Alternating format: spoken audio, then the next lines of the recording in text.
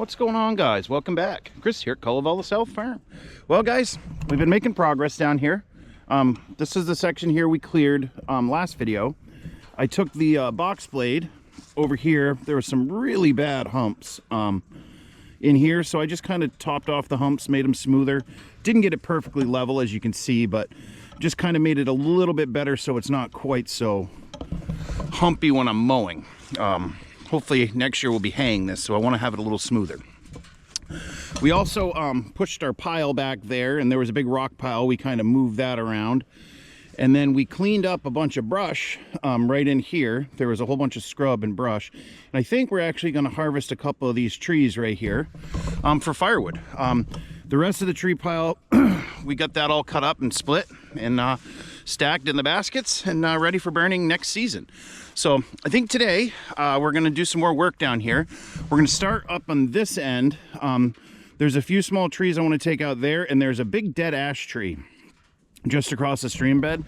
So I think we're going to cut all that out and turn that into firewood as well, and kind of keep going on this field expansion down here. You know, little by little, piece at a time, we're making it bigger. So yeah, I think that's going to be the plan. So I've got the 500i with me, and we'll start getting these trees on the ground, and then we'll go grab the Kubota with a grapple, and we'll buck them up into firewood. So anyway, stay tuned.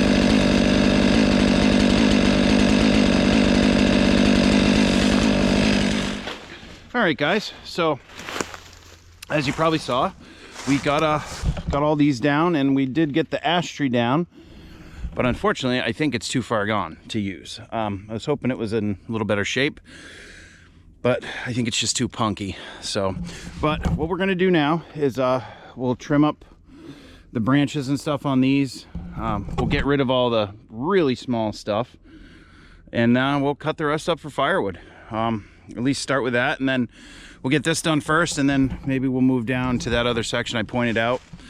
Kind of bummed that ash tree is too far gone. I really like ash as firewood. So anyway, the other thing you may have noticed in the video, we could not bore cut this tree.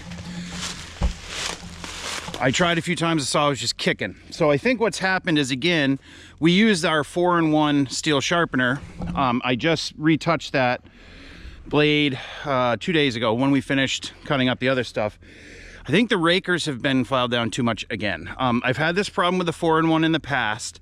Normally what I do is I only use the 4-in-1 about every third sharpening. I use just a regular file, but I couldn't remember the last time I did it, so I used the 4-in-1, and I think that's why you saw the saw bucking so much and not being able to bore cut, was the fact that the rakers are too low again.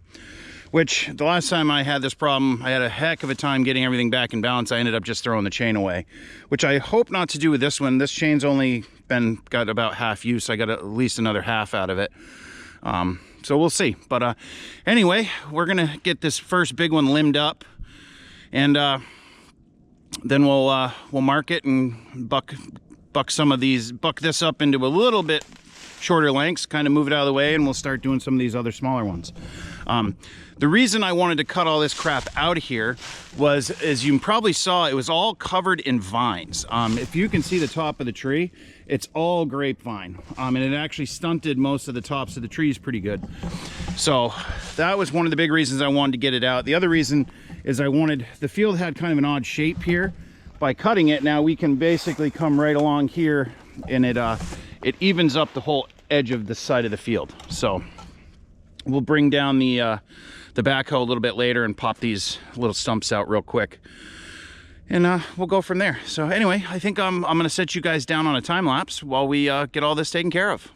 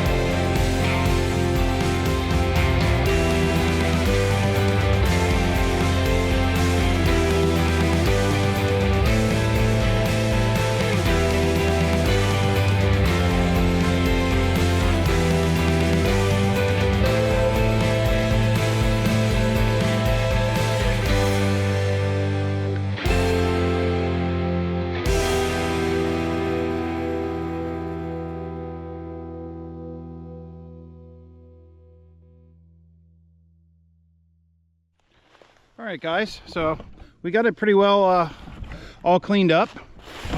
Got some logs here to cut up for firewood. That big log almost would be a nice saw log, but it is bowed enough, as you can probably see. It's bowed enough that I'm not going to be able to get all that much out of it by the time I open it up. So we're going to hack that up for firewood. So we're going to get everything marked. We have been using a new marking setup for doing our firewood. We picked up one of these firewood markers, and it works great. Been real happy with it. It sure beats using a measuring tape and chalk, or even the magnetic thing I usually use on the bar. This is just a lot faster. So anyway, I'm going to mark all this up and we'll get to cutting.